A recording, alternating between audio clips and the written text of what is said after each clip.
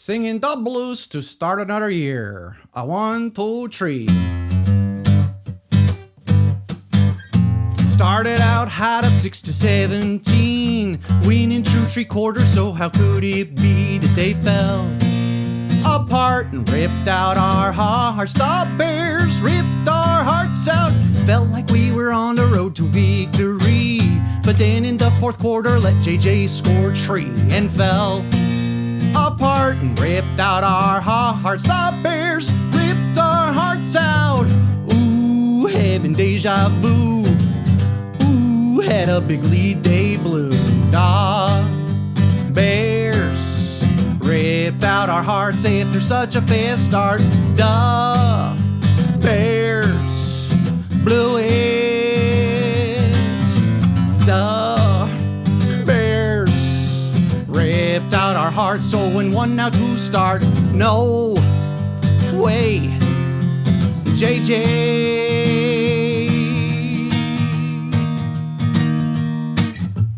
Not again, I'm feeling that familiar pain. Hopes were up so high, but then let down again. They fell apart and ripped out our hearts. The Bears ripped our hearts out. Is the team in trouble? The fans' fears arise. To start out with a tough loss featured on prime time. They fell apart and ripped out our hearts. The Bears ripped our hearts out. Yeah, like a kick to the jewels. Yeah, through 3 we could not lose. But oh, the Bears, they ripped out our hearts after such a fast start. The Bears blew it.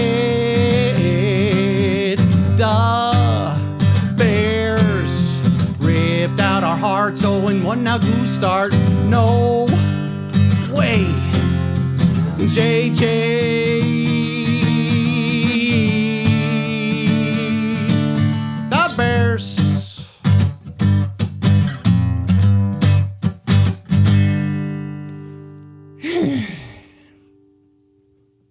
Hello, my friends, and welcome to another episode of On the Grass. My name is Dave Swerski, and I am so glad you've decided to spend a few minutes with me today to talk about our beloved team, the Bears, and to recap a wild week of NFL football after the dust has now settled on week 1. And tonight, we're back at it again with another round of Thursday Night Football featuring the Washington Commanders versus the Green Bay Packers in Green Bay.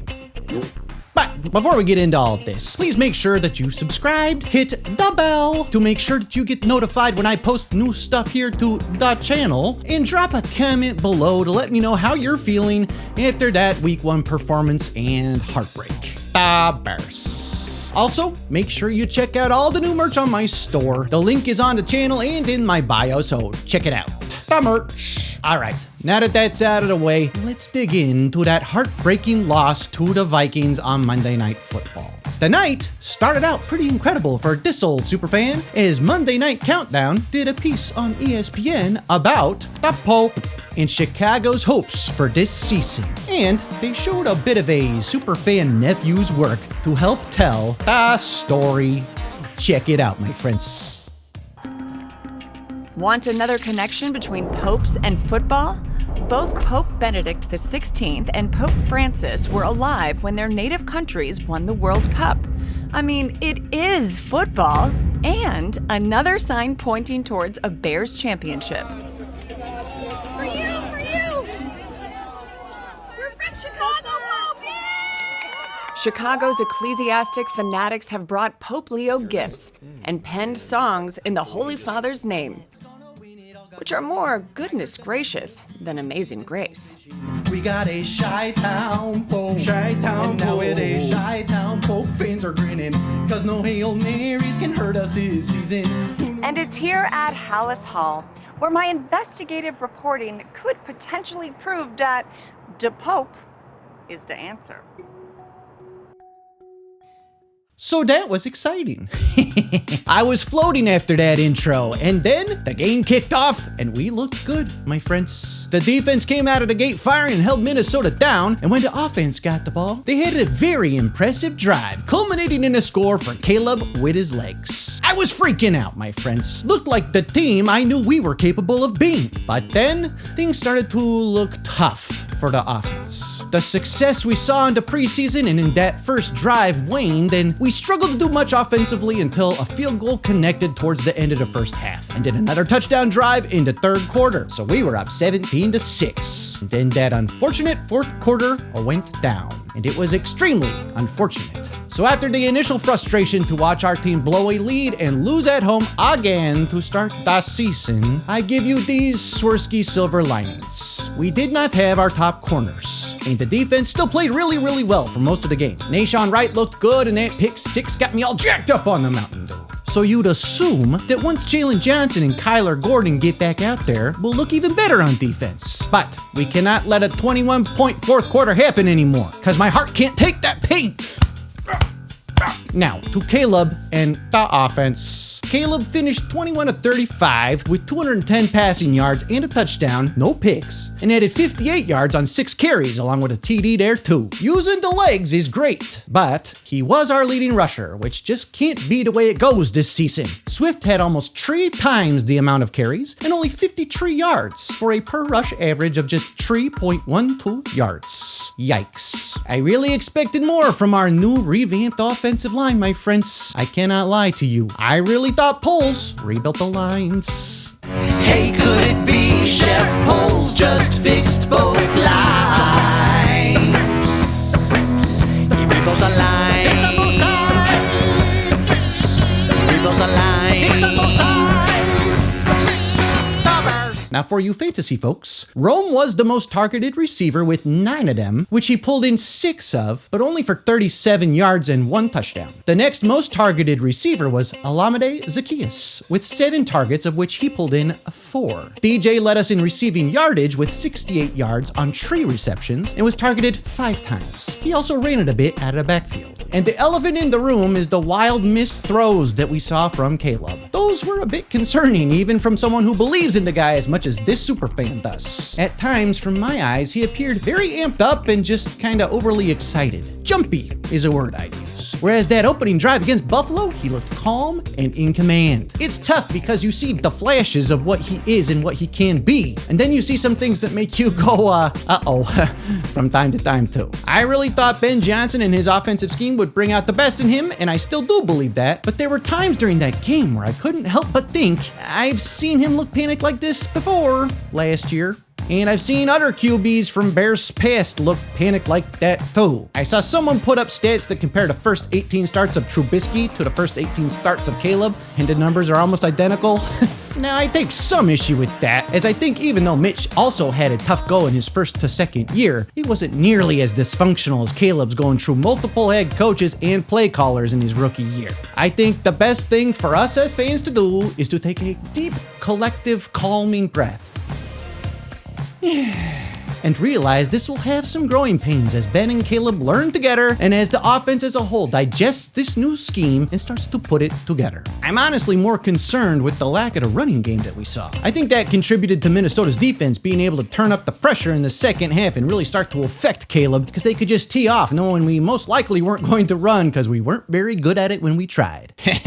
Now, I'm old enough to remember when our QB used to lead the team in rushing a lot. And while there were plays within that time period that were incredible and mind-blowing, it was mostly a mess. I want nothing more than for the Bears to finally have an offense that looks like the easy stuff is just easy, and the hard stuff is maybe made to look easy too. Right now, it feels like everything is hard and it's not really going smoothly yet, but it is the first game. So now another Swerski silver lining. Minnesota's defense is no slouch, my friends, as much as it pains me to say that. Top 5 against the run last year, and Brian Flores brings it against everyone. So maybe that's why we struggled? Maybe not. Time will tell. But that's enough analysis of Game 1, because we've got to turn the page to Week 2 and the return of the offensive wonder boy back to Detroit to what seems to be lining up to be a very hostile crowd for his return. I'll have my game preview out here in a little bit, so be sure to keep an eye out for that, where I'll dive in a bit deeper on that matchup. But Detroit looked like a shell of itself against the Packers in Week 1, so we'll see if they're able to bounce back, or if Ben and Aaron Glenn leaving really did affect that team more than they would like to admit. TBD, my friends. But speaking of Detroit and their performance last week, let's move on to the action around the league in my picks from week 1. I went a solid 11-4 in my picks from last week, so pretty happy with that. So I'm back on the picks for week 2,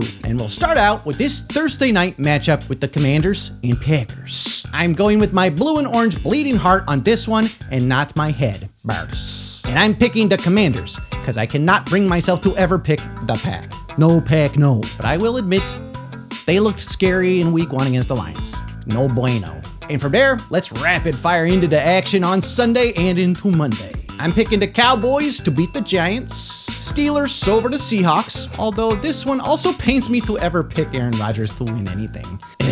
Rams top the Titans. Bills beat the Jets. Patriots beat up on the Dolphins and make everyone in Florida panic.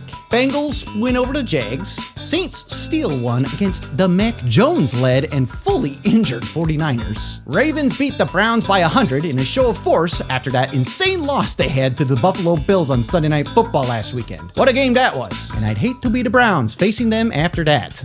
I mean, come on, Bobbers.